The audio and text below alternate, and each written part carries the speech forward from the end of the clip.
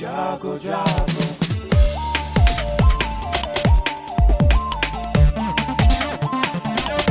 Radio जागो जागो radio जागो 90.4 FM। रेडियो जागो 90.4 एफएम के सभी श्रोताओं को मेरा नमस्कार। मैं अदिति गौड़, प्रिंसिपल, स्प्रिंगडेल्स।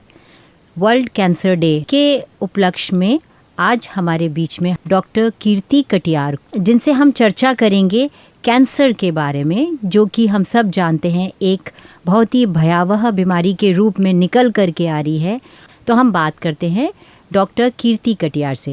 डॉक्टर साहब, अगर हम बात करें अलग अलग, जैसे महिलाओं में अलग और पुरुषों में अलग, तो महिलाओं के कौन से कैंसर ऐसे हैं किस अंगों के जो कि बहुत ज़्यादा आज सुनने में आते हैं? इस समय तो जो अर्बन मतलब जो शहरी पॉपुलेशन है उसमें सबसे ज़्यादा तो ब्रेस्ट कैंसर कॉमन हो गया है जी।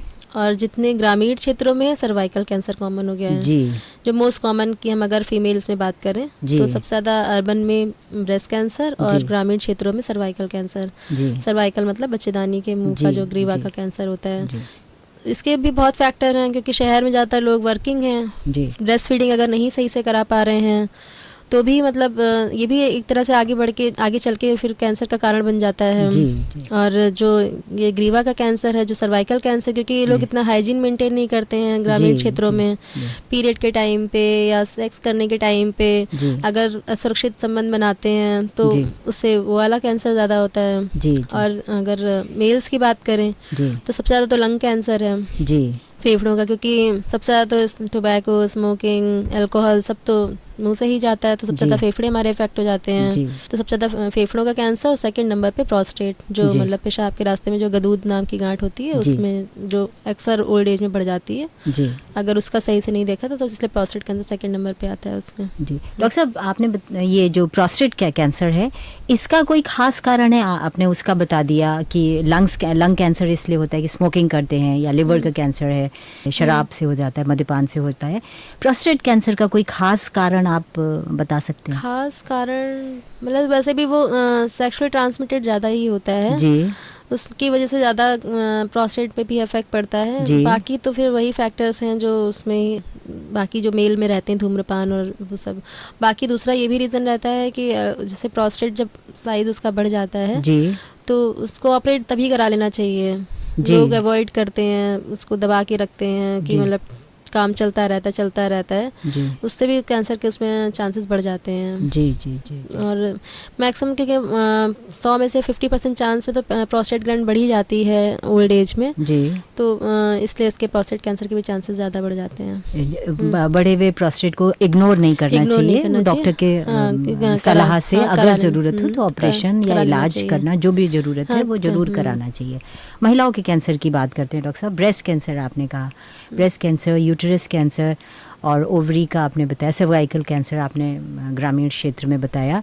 साफ़ सफाई आपने बताया कि रखना बहुत ज़रूरी है पीरियड्स के समय में या सेक्स करते समय में, ये साफ़ सफाई ज़रूरी है। और कोई कारण ऐसे या कुछ ऐसा प्रिकॉशंस लेकर के कि महिलाएं खास तौर से ध्यान रखें? इसमें जो सर्वाइकल कैंसर का जो मेन कारण रहता है वो वायरस होता है, जिसे ह्यूमन पेपिलोमा वायरस बोलते हैं। जी। तो ये वायरल जो इन्फेक्शन होता है वो अक्सर मेल से ही आता है और असुरक्षित यौन संबंध से ही आता है। जी। तो इसलिए डायरेक्टली या इनडायरेक्टली उन्हें इस चीज़ में तो ध्यान देना ही चाहिए। और जी। इन्फेक्शन तो कहीं से भी पकड़ सकता है, ऐसा भी नहीं है कि सिर्फ असुरक्षित यौन में, लेकिन वायरल इन्फेक्शन को आप हटा भी नहीं सकते। इसके लिए रेगुलर स्क्रीनिंग ज़रूरी है। अगर आपको 40 साल की उम्र के बाद में भी आपको फाउल स्मेलिंग डिस्चार्ज आ रहा है, जी। अनियंत्रित रक्तस्राव हो रहा है, जी। तो पैपिस्मेर एक टेस्ट होता है जी। जिसको करने में कोई दिक्कत नहीं होती है, ना कोई घाव होता है, बस उसे टेस्ट कराना होता है। उसमें एक वायरल इन्फेक्शन को पता करना होता है। जी। अगर आपको वायरल इन्फेक्शन हो रहा है तो उसको हटा तो नहीं सकते, वायरल तो कहीं का भी इन्फेक्शन होता है, नहीं हटा सकते। तो लेकिन उसका इलाज इसलिए ज़रूरी होता है, आपको या फिर स्क्रीनिंग करानी है। जैसे ही अगर वो बढ़ रहा है, घाव अगर नॉर्मल है, कोई आपको घाव नहीं है कोई जी। भी मच्छरदानी के मुंह पे, तो कोई बात नहीं, नॉर्मल चलने देना है। लेकिन अगर जैसे इसमें घाव वगैरह बढ़ रहे हैं वैसे ही आपको ऑपरेट करा देना चाहिए। और जैसे ब्रेस्ट कैंसर के लिए बात करें तो क्या उसकी भी रेगुलर स्क्रीनिंग या हाँ, रेगुलर हमें स्क्रीनिंग मतलब उसको अपने आप ही टेस्ट कर सकता है घर पे कोई भी आदमी। जी बस उसमें गांठ के लिए ही फील करना होता है कि आदमी लेट के आराम से अपना ब्रेस्ट दोनों स्तनों को चेक कर ले कि जी कोई गांठ तो नहीं फील हो रही है कहीं पे भी। जी कभी कभी लोग छोटी सी गांठ से भी परेशान होते हैं, लेकिन हाँ उसका टेस्ट करा लें, कोई दिक्कत नहीं है। अगर वो कुछ शंका गांठें नहीं ऐसे भी, होनी हाँ चाहिए। कुछ गांठें ऐसे भी होती है नॉर्मली जिनके लिए कोई टेंशन की बात नहीं होती है, जी लेकिन हाँ उसके लिए भी टेस्ट कराना है। एफएनएसी टेस्ट बोलते हैं, जी जिसमें डायरेक्टली गांठ में एक नीडल डाल के टेस्ट कर लेते हैं कि उसमें जो सेल्स हैं, जो उसमें कोशिकाएं हैं वो कैसी हैं। जी अगर वो नॉर्मल ही फैट है, उसकी ही केवल गांठ से बनी, तो उसके लिए जी। कुछ नहीं करना होता, कुछ दवाइयाँ होती है उससे ठीक हो जाता है। जी लेकिन हाँ उसमें कोई डाउट आ रहा है तो फिर पूरा इलाज ज़रूरी होता है, नहीं तो फिर वो स्टेज अगर उसमें बढ़ जाती है तो फिर